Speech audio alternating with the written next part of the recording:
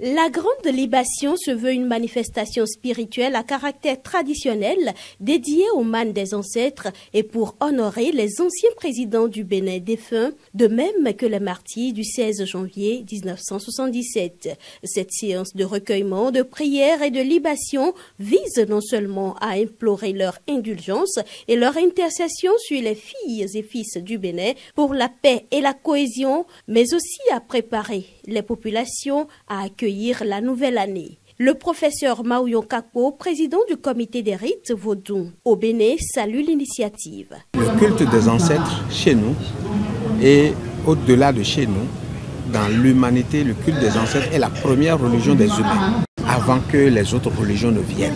Dans la plupart des collectivités, il y a la case patrimoniale, la case des ancêtres, la case des Hassins, c'est-à-dire là où il y a l'égrégore familial. Et si au niveau de chaque collectivité, il y a l'égrégore familial, il y a également l'égrégore national.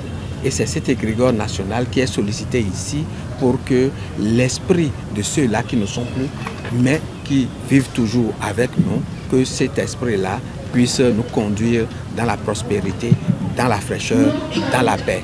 Et c'est cette paix-là que les organisateurs de cette cérémonie sont en train de solliciter sur le pays. Le nom de David Kofi Aza, coordonnateur de l'événement, a bénéficié du soutien de différents dignitaires religieux et de personnalités politiques. Le représentant du président de l'Assemblée nationale est porteur de messages. Le président estime et nous a dit de préciser que les libations, c'était les tout premiers rapports que nous, Béninois, avions avec nos parents qui nous ont précédés dans l'au-delà.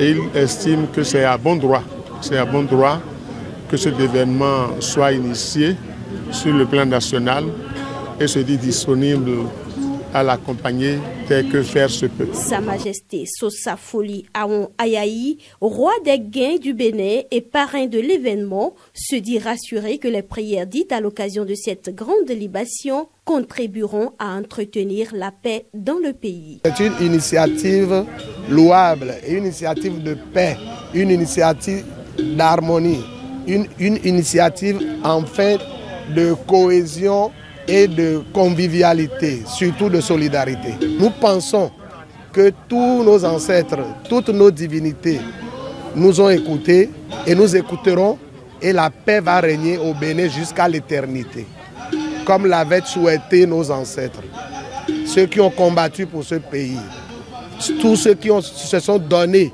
à fond jusqu'à perdre leur vie pour ce pays.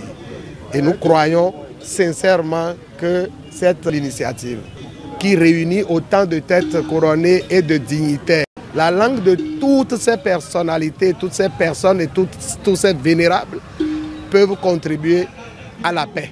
Les populations présentes à l'événement et qui le désiraient ont eu également l'occasion d'honorer les défunts de leur famille à travers un rituel qui leur a été indiqué.